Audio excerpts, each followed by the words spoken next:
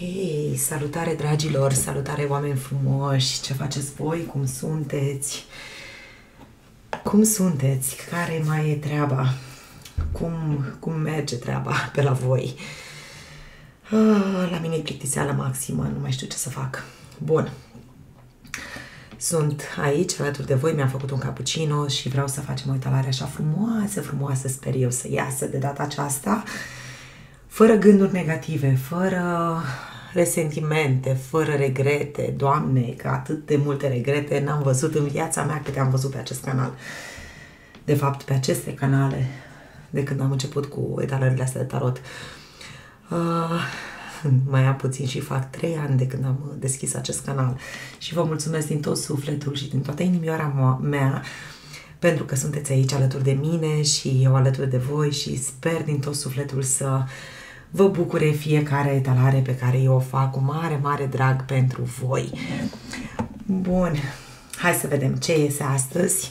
Dacă titlul ți s-a potrivit și ești aici lângă mine, alături de mine, atunci probabil că aici sunt mesaje pentru tine și sufletelul tău. Dacă totuși titlul nu ți s-a potrivit și ești aici lângă mine și ai intrat așa pentru că ai vrut tu, îți mulțumesc din tot sufletul și îți trimit un mare pupic. Bun. Suflu așa un pic mai greu pentru că am urcat repede scările, am coborât jos să iau un pachetel de cărți. Și am obosit. Urăsc scările, nu știu cum sunteți voi, dar eu le urăsc pur și simplu. Cred că am mai spus în ceva etalare că urăsc scările. Bun, dragilor, ia să vedem ce avem noi astăzi pe masă și avem așa ceva noutăți care vă vor șoca. Veți primi un mesaj, veți primi ceva șocant din câte văd. Da, ceva care vă va uimi. Vom trăi și vom vedea ce mesaje așa uimitoare veți primi voi. Iar aici mai văd o iluzie, opa. Asta înseamnă că ceva iluzii, ori ceea ce veți afla, ceea ce veți primi ca și mesaj, vă va crea oportunitatea de a vedea lumea în alte culori, ori mie să nu visați un pic cam mult, dar bineînțeles că, na, asta nu e rău, numai să nu... Că văd aici trigger înseamnă a minți, a păcăli pe cineva, iluzie, da, povești cu pești, să nu fie ceva cu povești cu pești, deci aveți grijă la ce știri sau ce mesaje veți primi, că na, nu tot ce zboară se mănâncă, știți cum se spune. Și mai văd aici mesaje de dragoste, gata, m-am prins. Aveți grijă la persoanele care încearcă să vă păcălească așa cu niște mesaje din alea de te dă pe spate și de fapt interesul este cu totul altul. Ok, pentru că, na, sunt tot felul de oameni și unii profită de naivitatea celorlalți și asta este foarte grav, pentru că își creează singuri niște karme extrem de puternice, dar da, să sperăm că nu vă veți lăsa păcălite, doamnelor. Ok, am uitat să vă spun că mă voi adresa vouă ca fiind partea feminină, iau exact despre ce vorbeam. Dacă ești energie masculină sau ești bărbat, o să te rog doar să inversezi rolul, pentru că odată ce ești aici cu mine și asculți etalarea asta, e posibil, da, să fie exact invers pentru tine sau vezi pe unde te regăsești. Dacă am mesaje exclusiv doar pentru bărbați, cu siguranță le voi spune. Iată, exact despre ce vorbeam, deci îmi confirmă cumva ceea ce am spus mai devreme.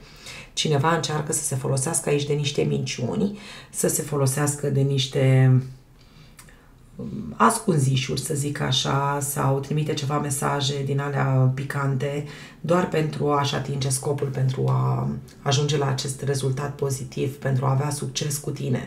Acum să vedem care este adevăratul interes, da, unde este interesul acestei persoane. Ok, gândește-te la cine vrei tu. Nu știu la cine, tu știi la cine te gândești, pe cine ai tu în minte, dar eu sper că persoana din mintea ta nu este această persoană care încearcă să te păcălească, sper din suflet. Pe ce am tăiat cărțile? Am tăiat cărțile pe o ceartă între îndrăgostiți aici, pe o ceartă, pe un război. 5 de spade e ca un război. E ca o ceartă, ca un război unde niciunul nu câștigă. unde nimeni nu câștigă, unde adevărul este undeva la mijloc, unde toate deciziile și indeciziile rămân pe câmpul de luptă și fiecare pleacă în drumul său. Ceartă între îndrăgostiți, așa îmi vine să spun, cu 2 de cupe lângă. 2 de cupe însemnând tu și persoana dragă ție, voi doi împreună. Ok. Hai să vedem cum este această persoană și ce vrea de la tine. Despre cine vorbim aici? Am văzut și un 5 de bastoane. 5 de bastoane e o persoană mai agresivă, impulsivă, agresivă, cum să-i spun, așa, cum nu trebuie să fie un om.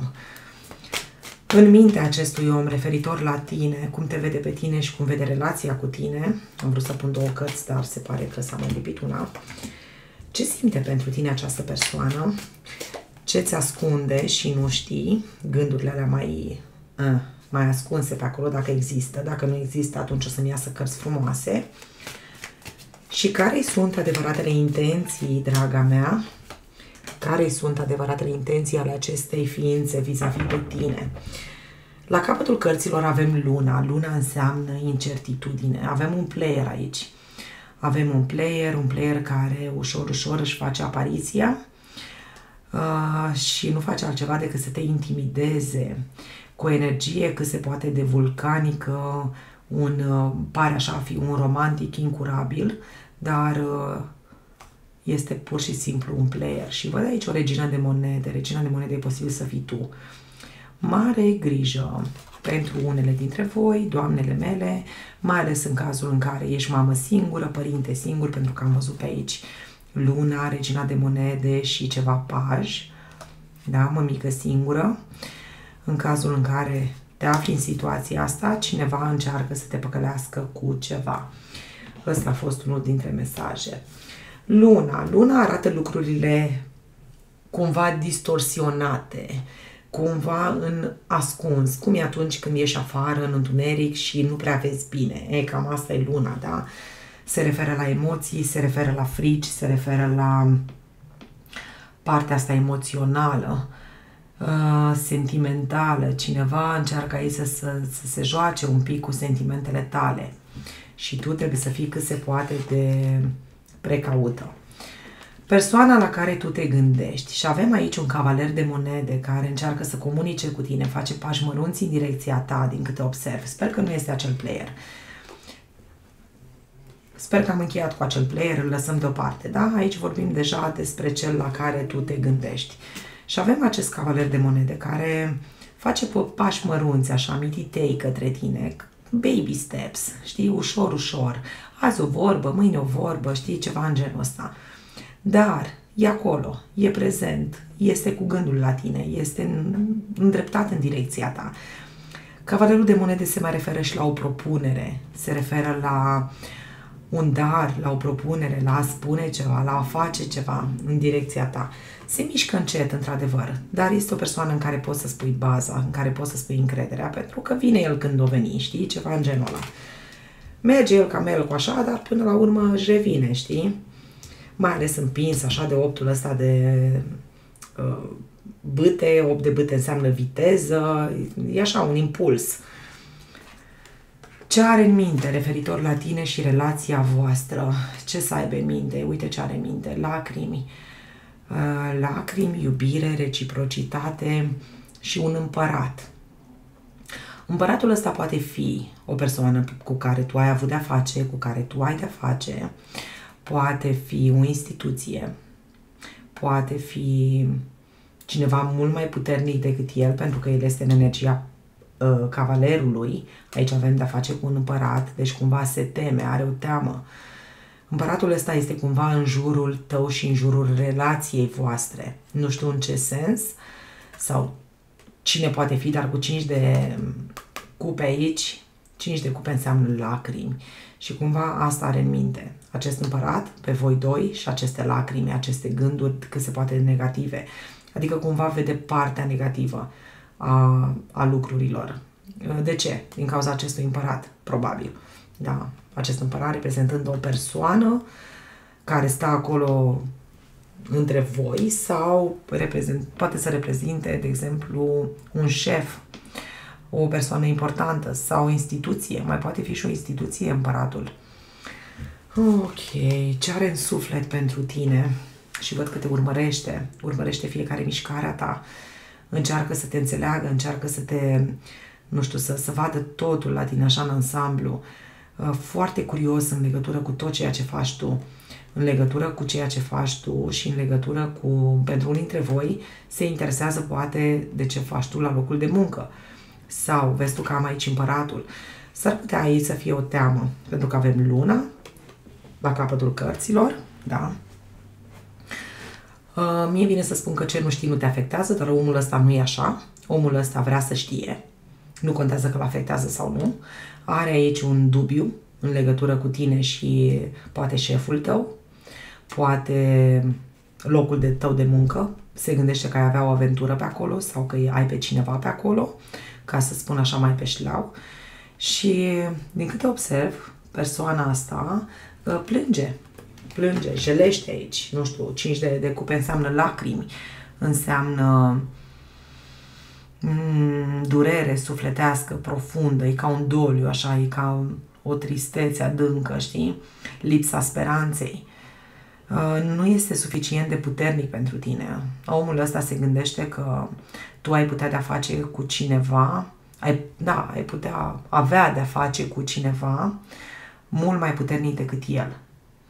E aici un fel de competiție, de aceea am văzut și 5 de bâte mai devreme. Este o competiție între cine? Între persoana de care tu întrebi și acest împărat. Și nu prea poate intra în competiție cu acest împărat, nu prea poate intra acolo în luptă cu acest împărat, pentru că ar pierde, așa se gândește, că ar pierde.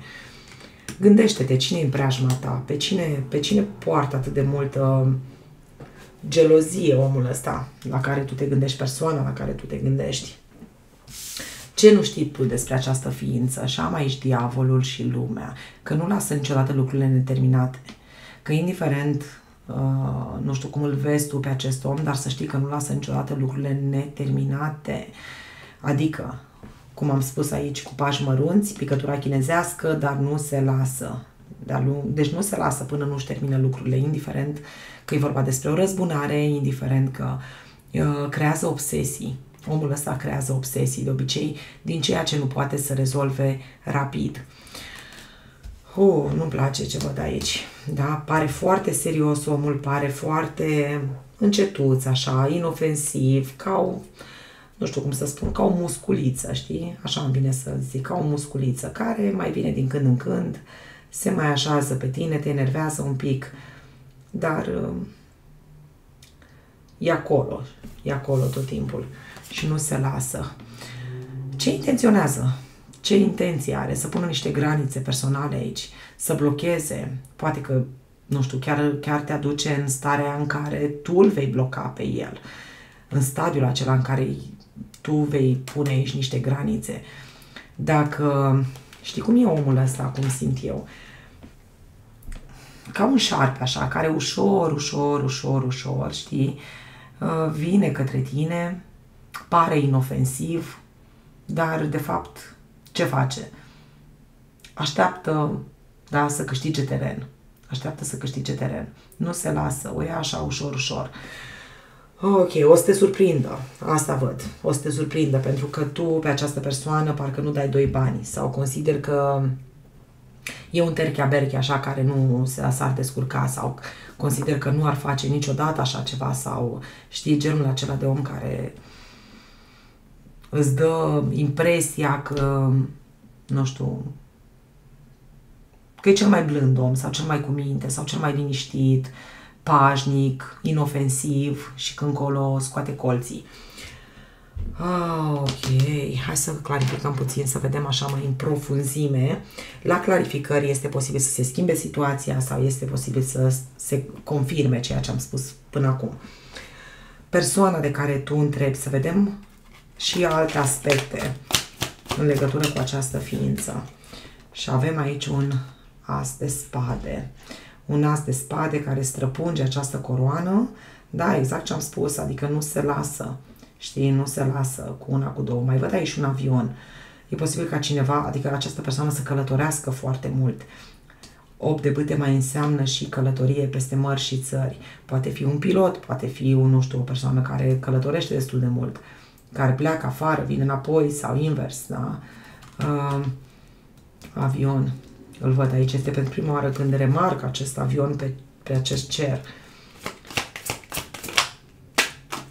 Ce fel de... Și 5 de cupe. Dezamăgire. Foarte dezamăgit este. Având în vedere că aici avem o vază spartă, niște pahare sparte, totul este spart în jur, tare mi este că, deși la suprafață apare așa ca un cavaler de monede, blând, cu minte, liniștit, este genul de om care poate deveni periculos în orice moment.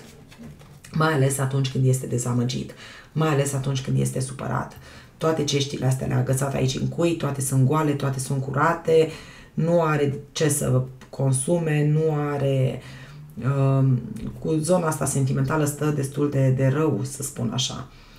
Și la ce se gândește? La voi doi. La tine și la el. La voi doi. Cum ați fi voi dacă ați fi împreună? Cum ar fi situația dacă voi ați fi împreună? Și tot așa. O persoană foarte dezamăgită, din câte observ. Mai poate fi aici o situație în care acest om, în momentul în care află ceva adevăr, deci dacă știți, nu știu, că iubita, da, e plecată undeva și urmează să vină și voi vă simțiți așa un pic cu musca pe căciulă sau faceți niște chestii care n-ar trebui făcute, să aveți mare grijă că vă treziți aici cu o surpriză de vai și amar. Adică vine într-un moment nepotrivit. Îmi dă un pic impresia așa de a veni rapid, mai repede decât crezi. Te trezești că, da, cu el, că vine când tu nu ești pregătită sau nu ești singură sau mai știu eu ce minuni, că sunt atâtea situații. Mare dezamăgire. Ok, hai să mai vedem ce fel de om este. Mai avem aici un 10 de spade și văd ceva ce îmi seamănă mie cu o seringă. Mai poate fi vorba despre cineva care lucrează în sănătate. Zona chirurgie, de exemplu, sau cineva care, da, lucrează așa cu ace, tatuaje, chestii de genul, poate fi o persoană tatuată, de exemplu. Vă dau mici detalii pe care le mai observ așa. 10 de spade înseamnă ruină, înseamnă a ruina totul, are obiceiul să ruineze totul, să strice totul. Trădare mai văd aici, da, mare grijă la trădare, se simte trădat și nu se lasă cu una cu două până nu duce lucrurile la capăt. Scuzați-mă. Ce are în suflet? Diavolul, ia uite, răzbunare, diavolul l-am și aici, la ce nu știți voi. Lucrează la această răzbunare, lucrează, spionează, e foarte atent, extrem de atent la tot ce se întâmplă, chiar dacă pare că nu. Diavolul și mai avem aici Marea Preoteasă, Justiția și 7 de monede. Marea Preoteasă, lucruri ascunse, intuiție, chestii de genul acesta. Intuiția îi spune că ceva nu este în ordine cu tine. Că tu, deci cumva te bănuiește de anumite lucruri. Asta văd, că te bănuiește de anumite lucruri. Mai văd și pe cineva care lucrează în poliție. Da? Care lucrează în poliție aici. Și are spada asta exact, asul de spade. Adică cumva are legea în mână. Se poate juca cu treaba asta. Accente mari aici pe balanță, pești, capricorn, văd așa ca și zodii, berbec. Și cam atât deocamdată, momentan. Mare grijă la această persoană, da? Mare grijă la surprizele pe care le puteți avea din partea acestei persoane. Ok, hai să vedem ce mai are de gând să facă. Ce mai are de gând să facă? Luna, iată Luna. Luna. Ce are de gând să facă? Să ascundă niște dovezi aici, să stea în umbră, să ascundă niște lucruri. Luna și spânzuratul, nu prea îmi plac cărțile astea, să știți că se poate de întunecate. Mare grijă. Și mai am aici un 5 de spade, ceartă. Deci, în cel mai bun caz, poate fi doar o ceartă, în cel mai bun caz între tine și această persoană, pentru că asta plănuiește, văd. Plănuiește cumva să te scoată din săriți, plănuiește cumva să nu știu, să pornească aici ceva cu tine și totul pleacă de la un mesaj, totul pleacă de la niște poze sau un mesaj sau o știre, da, totul pleacă de la așa ceva și nu se termină bine deloc. Iar aici 6 de cupe, după care consideră că împăcarea sau totul este din cauza faptului că se simte înșelată această persoană. Vezi tu, cartea asta mi arată plăcere, ca și cum voi ați avut momente de plăcere. E bănuială, e ca și cum persoana asta te bănuie ceva. Deci, cei care știți că vă aflați în triunghiuri amoroase și chestii de genul ăsta, este un semnal de alarmă mare, puternic aici. Nu întărâtați sau nu provocați această persoană că nu-i bine. Ok, mai scoatem câteva cărți, lăsăm această energie deoparte, deși am vorbit destul de mult, dar nu contează. Bazându-mă pe ceea ce vine din oracol, pentru alții dintre voi, hai să vedem ce alte energii avem. Cine se gândește la tine și cum este persoana dragă ție? Și văd așa, un nebun îndrăgostit. Un nebun îndrăgostit care vrea să facă o tâmpenie aici, văd, care ar face orice. Ce are în minte? Cum te vede pe tine? Cum te vede pe tine? O, Doamne, aici este iubire din aia profundă, puternică.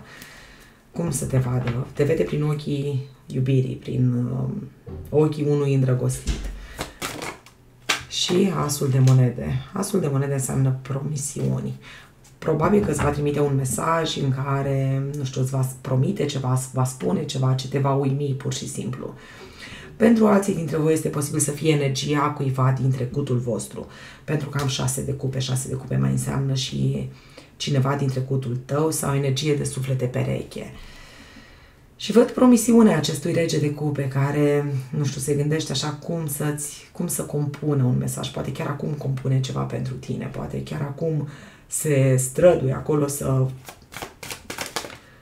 să vină cu o veste bună, cu o invitație, văd, o invitație undeva, unde să vă simțiți bine împreună. Într-un cer de prieteni sau, da, e o invitație aici. O invitație la a te simți bine împreună cu această persoană. Ok, ce simte această persoană pentru tine? Și avem justiția, vrea să fie cât se poate de corectă. Ce simte pentru tine? Doamne, dar aici e un om foarte îndrăgostit. Este un om foarte îndrăgostit, un om care cu 9 de cupe și 7 de cupe e îmbătat așa cumva, are inima îmbătată pur și simplu. Avem totuși și justiția. Justiția reprezintă zodia balanță. Vrea să facă lucrurile cât de corect posibil. Sau uneori este posibil, da, să spună adevărul la băutură. Știți ce vine să... Da, asta vine să spun. Este genul de om care spune adevărul la băutură. Adică dacă îi dai un pahar 2, s-ar putea să, știi cum e, lasă-l ușor că spune tot. Și spune tot. Genul acela de om care atunci când bea un păhărel, varsă tot. Spune tot. Ce mai avem aici? Eremitul și regina de cupe, regele și regina de cupe. În viitor, ce are de gând? Înțelepciune văd aici. Te consideră a fi o persoană foarte înțeleaptă, te consideră a fi perechea lui. Doamne, ce mesaje frumoase ies acum. Total diferite de ceea ce a ieșit puțin mai devreme. Ce diverse sunt poveștile voastre. Și văd totuși greutate. Da, văd greutate. O regină de cupe îngreunată cu niște responsabilități. Știi ce vine să spun? Că persoana asta la care tu te gândești are de gând să-ți ia aceste greutăți. Vezi, unul dintre bețele astea are de gând să le ia. Adică atunci când nu mai poți sau dacă tu simți că ai prea multe pe umeri, cu siguranță acest om îți sare în ajutor sau vine să-ți ia ceva din greutățile astea. Și avem aici un 10 de cupe. Vai, ce cărți frumoase! Ce cărți frumoase aici! Ce are de gând să te facă fericită. Și cu asta am cam spus tot. Iar la capătul cărților, iarăși avem luna. Lucruri pe care tu nu le știi. Lucruri pe care tu nu le știi în legătură cu persoana dragă ție. Vezi tu ce diferență între... Nu știu ce mi-a venit, am zis să continui această etalare, să mai scoatem ceva mesaje și pentru alții dintre voi. Și iată că la capătul cărților, exact luna, cum a fost și puțin mai devreme. Ce nu știi tu? Da, lucruri pe care nu le știi despre această persoană. Hai să clarificăm puțin, dar clarificăm cu alt pachet, pentru că nu vreau să fie totuși aceeași energie. Sper să nu stric totul, pentru că de obicei la clarificări lucrurile se pot confirma sau povestea se poate schimba. Persoana de care tu întrebi, îndrăgostitul ăsta nebun, ce are de gând, mai așteaptă un pic, văd. Mai așteaptă un pic, așteaptă momentul potrivit, plănuiește viitorul, are de luat o decizie aici în legătură cu tine și o va lua, cât de curând o va lua, cu siguranță. În mintea acestui om în legătură cu tine și avem așa. E un timp aici, timp de câteva zile, în câteva zile îți va transmite ceva. Un început, un nou început. Este o trezire. Pentru alții dintre voi este undeva în preajma primăverii. Da. Ce mai are în minte? Iarăși, drum, călătorie, pilot, măi, deci nu știu care e treaba cu avionul ăsta, are de gând să vină la tine, tu ai de gând să mergi la el sau este ceva de genul ăsta. Zboară către inima ta, pe cărări spre inima ta, așa îmi vine să spun. E pe drum, e pe drum. Un pic cam încet, pentru că totuși cartea a venit invers, da? Trebuie să ținem cont și de lucrul ăsta. Cartea a venit puțin sucită, pentru că el este atât de lipsit de concentrare în acest moment, este atât de îndrăgostită persoana asta, nu se poate concentra pe nimic și pierde avionul sau pierde ceva aici. Își ia timp, își ia un pic de timp, dar va veni, mai șchiopătând așa, dar vine. Vine către tine. Și ce mai avem? 9 de monede. Are de rezolvat ceva probleme. Se gândește că tu ești suficient, că nu mai trebuie nimic altceva decât pe tine. Cartea asta a venit în invers, îmi arată, da, chiar asta și scrie aici, că tu ești suficientă, ești exact ce am nevoie, nu trebuie nimic altceva. Pe de altă parte, pentru alții dintre voi, persoana asta, până în acest moment, până să te cunoască pe tine, am impresia că a fost singură, pentru că avem aici eremitul, aici avem un 9 de monede, a fost singură și a considerat că nu-i trebuie absolut nimic. Posibil pentru unii dintre voi această etalare să se refere exact la voi, exact la energia voastră. Este posibil și asta, da? Să întâlnești pe cineva care îți va topi inima în viitorul apropiat, după o relație cât se poate de toxică, cea pe care am văzut-o puțin mai devreme. Deci de aceea se cere în etalările astea de tarot colective, mai ales pentru că eu nu știu situația fiecăruia dintre voi, nici n-aș avea cum să fac asta și atunci mesajele sunt cât se poate de diverse și voi trebuie cumva să sustrageți de aici exact ceea ce se potrivește situației voastre, da? Și asta văd aici. O persoană care până acum a crezut că nu-i trebuie nimic, da? Că este perfect ok așa cum este, că este autosuficientă și dintr-o dată pică aici în patima asta a iubirii de nu se vede. De nu se vede, știi? Da, că se întâmplă și treburi de astea. Persoana asta, mai aflăm ceva despre această persoană și avem, da, exact, uite, pentru unii dintre voi mesajul îmi confirmă exact ceea ce am spus mai devreme. Faptul că nu, mai ales dacă ești femeie, da, și ai fost într-o relație de lungă durată și relația aceea s-a cam terminat, regina de monede întoarsă îmi arată că toată energia ți-ai îndreptat-o către tine și că nu ți-ai mai dorit, da, că nu ți-ai mai dorit o altă relație și uite că totuși, cum viața bate filmul uneori, s-ar putea ca cineva să te facă aici să îți pierzi mintea un pic. Ok, în sufletul acestei persoane, ce este în sufletul acestei persoane? Și am așa.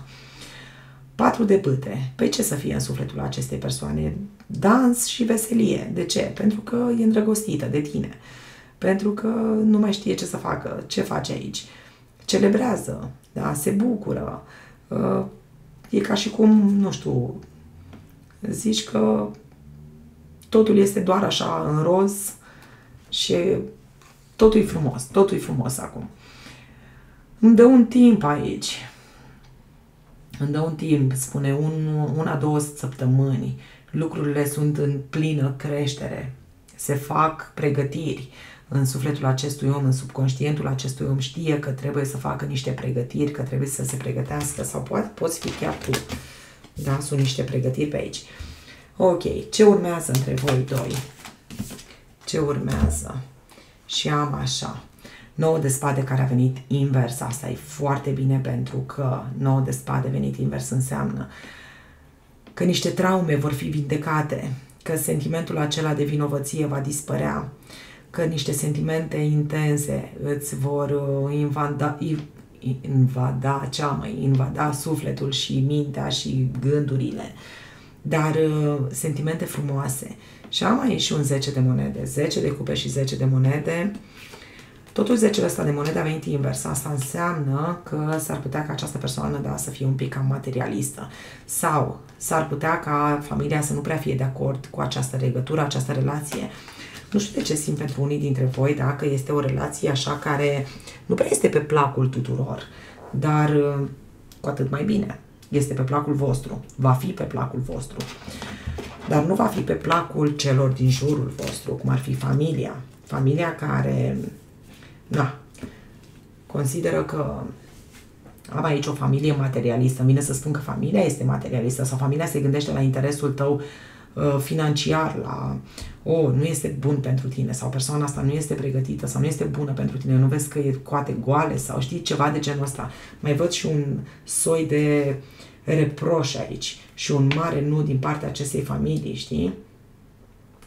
Dar, ce văd eu ca și rezultat al relației este, măi, da, aveți mulți zecari, vezi destinații, 10 de monede întors, adică prea mulți bani nu vei avea cu această persoană, clar, dar fericire vei avea, greutăți vei avea, dar și fericire. E ca atunci când, nu știu, ești în al 9-lea cer, ești acolo lângă persoana iubită, chiar dacă nu-ți va fi ușor, dar nu mai contează. Ce contează când ești într-un 10 de cupe? Ce contează cât de greu îți va fi? Știi? Mai contează? Nu mai contează. Dacă știi să apreciezi lucrurile astea, bineînțeles. Dacă ești genul de persoană care iubește banul, atunci persoana asta s-ar putea să nu fie pentru tine. Ok. Bun. Hai să mai scoatem o singură cărticică și gata, clarificăm aici ultima cărticică, ce se mai întâmplă cu voi. Într-un an de acum înainte veți fi împreună, mi-arată. Într-un an de acum înainte. Adică într-un an de acum înainte veți ajunge, da, la un rezultat. Tu și această persoană. Veți fi împreună. Bun, drăguților, eu cred că a fost o etalare destul de interesantă. Am simțit așa o energie, un vibe foarte plăcut. Am simțit nevoia să vă și avertizez în legătură cu prima parte a etalării, pentru că nu știu dacă acea prima parte a etalării este ceva ce urmează să vină sau s-a întâmplat. Dacă s-a întâmplat deja, ducă-se pe apa sâmbetei. Dacă urmează să vină și dacă nu ați trecut prin așa ceva sau chiar acum treceți prin așa ceva, atunci vă rog din suflet să fiți cât se poate de înțelepte, doamnele mele și domnii mei, de ce nu? Pentru că, na, și domnii pot fi victime. Și mare grijă, da? Mare grijă la persoanele acelea care sunt ca picătura chinezească, știi? Cât un pic așa, cât un pic, până îți mănâncă zilele, știi cum se spune, îți mănâncă sufletul și zilele și te termină psihic și emoțional. Mare, mare grijă, nu lăsați loc de așa ceva. Nu lăsați loc, pentru că azi lași un pic, mâine lași un pic și uite așa se întâmplă că trec ani și trec ani prețioși din viața voastră și ajungeți să vă îmbolnăviți și psihic și fizic și de toate, nu mai are rost. Bun, deci nu lăsați loc. Bun. V-am pupăcit, aveți mare, mare grijă de voi și Doamne ajută pentru cea de-a doua parte a etalării să se împlinească pentru cei care își doresc o relație așa de dragoste, intensă și cu fericire și cu bucurie acolo și cu de toate. Haideți, numai bine! Ceau, ceau, ceau! V-am pupat!